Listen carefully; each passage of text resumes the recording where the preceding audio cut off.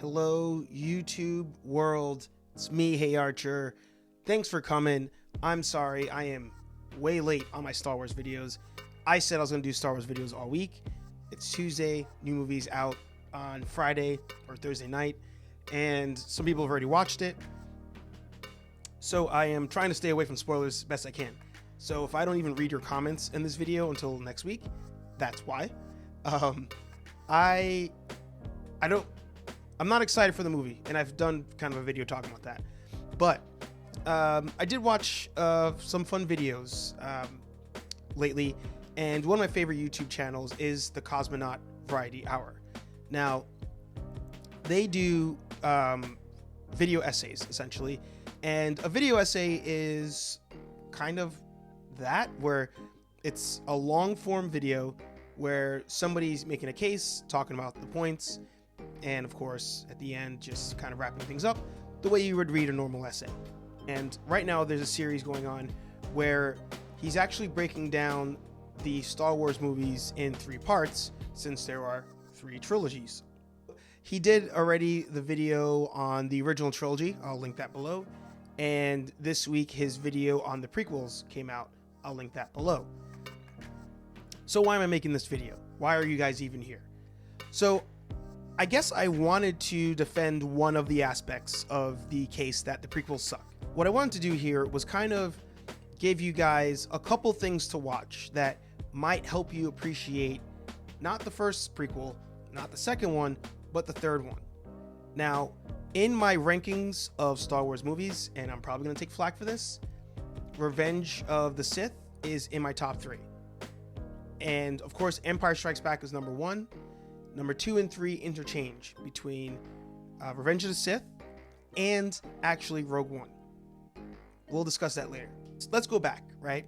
Now, at the time I was in elementary school, I think, going into high school when the prequels came out. And like everybody, I was hyped. We were all hyped for these movies. And funny enough, a movie came out, a small movie back in the day, called Fanboys. And it was about Star Wars hardcore fans trying to see The Phantom Menace before it came out. And we were all hyped for The Phantom Menace. Now, to this day, The Phantom Menace as a whole, and it's mentioned in the Cosmonaut Hour video, The Phantom Menace is sloppy. It's a terrible movie, right? The plot's stupid, the acting's terrible, Jar Jar Binks is terrible. Everybody knows this. FYI, this is going to be a rambling type video. There's no script, in other words. So, The Phantom Menace was terrible, but one awesome thing came out of The Phantom Menace. That was a new way to view lightsaber battles. Now, up to that point, the only lightsaber battles we had were the, of course, original trilogy fights and what you had in video games up to that point. The final battle between Obi-Wan, Qui-Gon, and Darth Maul, as pointed out in the video, actually makes you forget the movie sucks, because that fight's so good. And Ewan McGregor trained, and I forget the actor's name that did Darth Maul, and Liam Neeson as well. They trained a lot for that final sequence, that final battle. And we saw Jedi fighting in a way that we'd never seen before.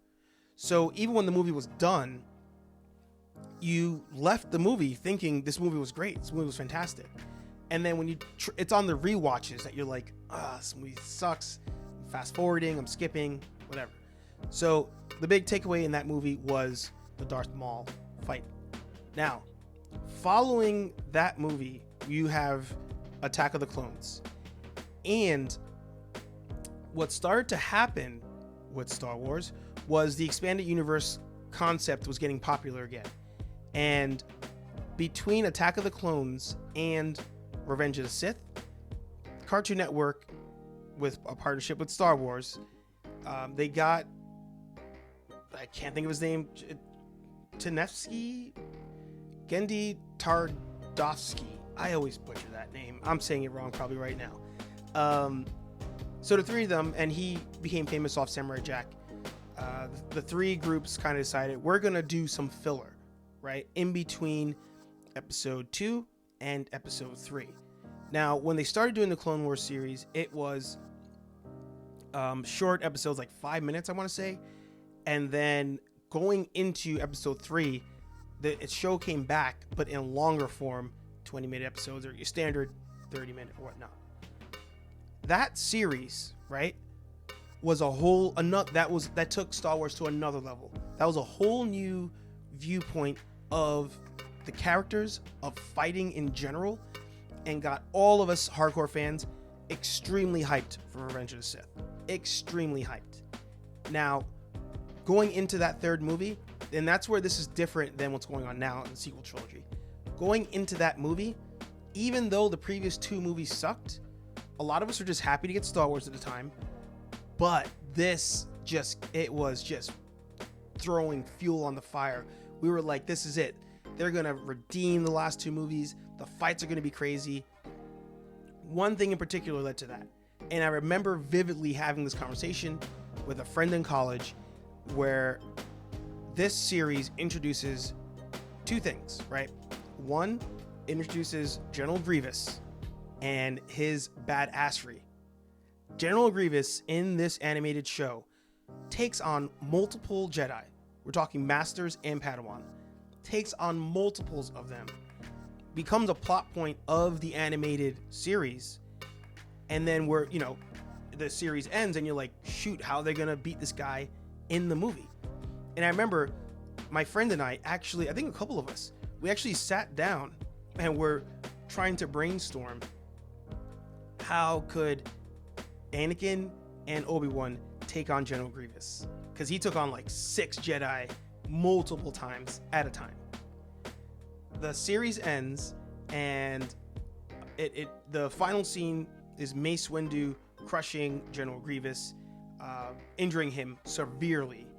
And then when you start episode 3, when Grievous is like coughing and all that stuff, it's a result of him versus Mace Windu. So they let it transition smoothly, in my opinion, from the animated movie to the live action. In that movie, they screwed up badly General Grievous, right? You hyped us up. We had the idea in our heads that General Grievous would put on this amazing battle with Obi-Wan and Anakin, or at least one of them. The movie comes out and Obi-Wan kills Grievous with a blaster. Just shoots him with a blaster, sets him on fire, and that's it. Underwhelming. Sitting there in the movie, underwhelming. And it was one of those where I was like, you set us up so well and you screwed it up so badly. But we continued, right? So now let's go back to the other point. Anakin Skywalker in the animated series did a lot, right? He was a main focal point of the series, of course, along with the clone troopers.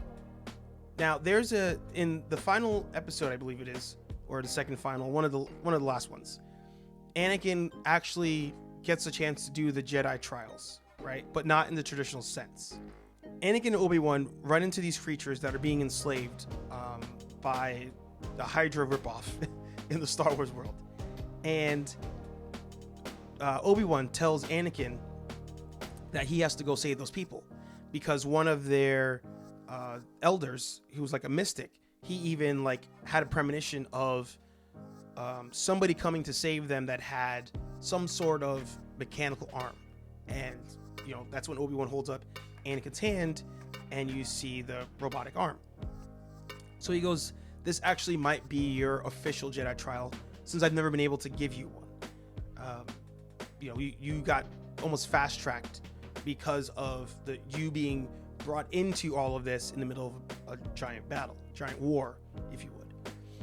So in this sequence, you see Anakin going in, and they allude to him becoming Vader. He sees visions of Vader. He hears the visions of Padme crying and Padme in pain. And you see this in the movie. So what they build in this show with Anakin is that his end result the entire time has always been just to save Padme. Yes, he's in these battles and he wants the battle to be over, but really that's just what he does. He's just a warrior, but the end result is to save Padme. Now, here's where they screw that up in the movie. uh, what's mentioned in the Variety Hour video essay is correct, and I felt this way when the movie was done. When the movie completed and Anakin went from a Jedi to Sith, it was super fast. And at the time, to me, it made no sense, because all that Palpatine did was tell him, I know how to save Padme. I know that that's what you want. And he fed into that exact thing that Anakin's only wanted. That's all Anakin's wanted. He lost his mom. He was not strong enough to save his mom. And he has the same visions about Padme. So in the movie, Palpatine is saying, I can help you save Padme the way you couldn't save your mom. That's all he wanted.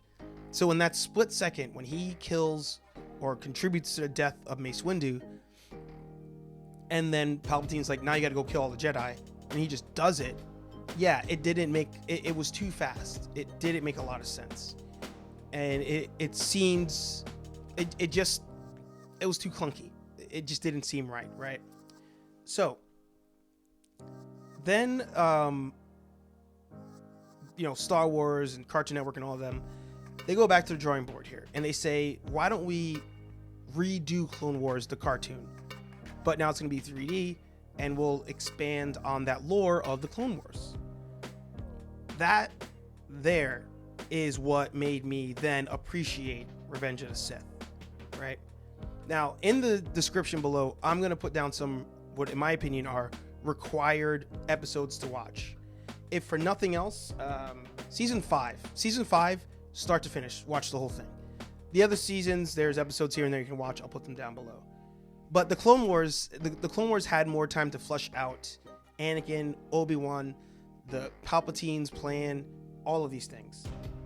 And in watching that's what made me then appreciate Revenge of the Sith, watching Clone Wars way after the fact, way removed from me watching episode 3.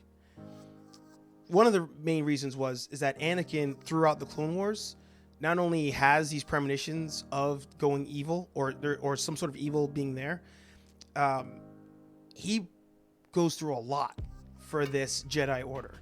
And when you get to the scene in Revenge of the Sith, when they say we don't grant you the rank of master, after watching all of Clone Wars, I'm pissed for him, and I'm like, you know what, yeah, I'm gonna go with Palpatine. Screw it. It makes sense at that point. When you see all the battles and you see all the premonitions he still has the visions of Padme dying. You see him he saves all the Jedi at some point in this series.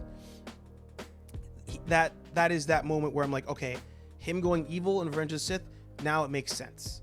Which isn't a sign of a good movie, of course. The sign of a good movie is not that you need to read and watch all the expanded stuff to see it. The thing I want you to take away from all of this is go back to the Clone Wars, right? And I want you guys to go to season 4, watch the final 2 episodes, and that's episode 21 and 22. In the Cosmonaut Variety Hour video, an excellent point was made, which was the movies should have had Darth Maul through all 3 and have him be the direct apprentice to Palpatine. Have him be his right hand, and have Obi-Wan and Maul go back and forth through the whole series to have them have a final fight in Revenge of the Sith. Huge missed opportunity by Lucasfilm, Star Wars, all that stuff. I agree. But they go back and they give you that in the Clone Wars series. When you watch 21 and 22, you have Obi-Wan running into Maul again. Maul ends up having a brother, because they actually show you, again, they build into the lore here. Maul has a race of people, and he has a brother. The brother gets recruited by Dooku and Asajj Ventress to be the next member of their Sith Order. He goes rogue, ends up finding Maul, brings Maul back, and Maul, all he wants is revenge on Obi-Wan. That episode, when Obi-Wan and Maul fight, to me is one of the greatest Star Wars fights in Star Wars history. To me, it's almost better than Phantom Menace. Almost, but not quite. you know the end result of the Clone Wars series, right? Because it's the movie, and you know Obi-Wan doesn't die in this series. They kill a lot of Jedi in this series, but you know he doesn't die, right? But they managed to do a fight where he is so stressed and so beaten that you actually think there's a chance he might die in this thing. And it's Maul and his brother Savage against Obi-Wan. Then Asajj Ventress shows up to help Obi-Wan out because now they have a mutual enemy. You need to watch this episode. You need to watch this episode, watch that fight, and see if it gets you interested in watching the entire series. Because I'm telling you, it gets better from there. It gets better from there. And watching the whole war in that series makes you appreciate and kind of like Revenge of the Sith. It sounds silly to say. It really does. But Phantom Menace, Attack of the Clones, terrible. I can't do nothing to save those. I can't do nothing. But so much was developed after the fact because they knew that they messed it up. They knew they messed up the whole Clone Wars. So much was added in after the fact that Revenge of the Sith is actually not that bad if you watch it all, which isn't a good thing. But I'm telling you, if you want to figure out why the fans love Revenge of the Sith, why they think it's such a good movie, why the fight between Obi-Wan and Anakin was so good, watch part of the Clone Wars. I'm telling you. But like I said, this was going to be a rant video. There's no script. This is off the top. I love the Cosmonaut Variety Hour. I love the series he's doing now on Star Wars, on the trilogies. But I had to come to the defense of Revenge of the Sith because I think it's a very underrated movie. On its own, not good. The final fight I think is great, but on its own, it's not good. I definitely agree with that Yoda part where Yoda just kind of quit for no reason. He didn't lose. He just kind of quit. But if you watch the Clone Wars series, the original 2003, which is on YouTube, I'll also link that below. If you watch the original Clone War cartoon and then you watch the actual Clone Wars CGI series, you might find yourself enjoying Revenge of the Sith just a little bit more. And it gives it a little bit more rewatchability. But that's just my opinion. And I know I was all over the place. I apologize. One thing to note with the Clone Wars series, you don't have to necessarily watch it all in order because the whole thing is not necessarily in order. Some of the episodes are not chronological. So I'll give you guys a couple to watch. I'll link that. I'll make a video on that. Down in the comments, check out some of my must-watches of the Clone Wars. If I get a chance, I'll add more to that list and put that in the following videos list. But thanks for watching. Thanks for hanging out. New episode of HeyArcher 182. That's out this week. Currently, it's on Spotify and iTunes at the time of filming this. And it will be out Wednesday, the 18th on YouTube, where I have my special guest, Aaron Waller, who makes fantastic videos as well, on the episode. But thanks for watching this rant, this ramble. I hope you guys are fans of Star Wars. If you're not a fan of Star Wars, welcome. And I think you should watch them. It's been the mission of my life is to get people to watch Star Wars. I fail repeatedly. But if for nothing else, watch the Clone Wars series. It's amazing. Thanks for watching. Rise of Skywalker is out this week. I'll review that this weekend. Let you know what I think. Let me know what you think. And I'll see you guys in the next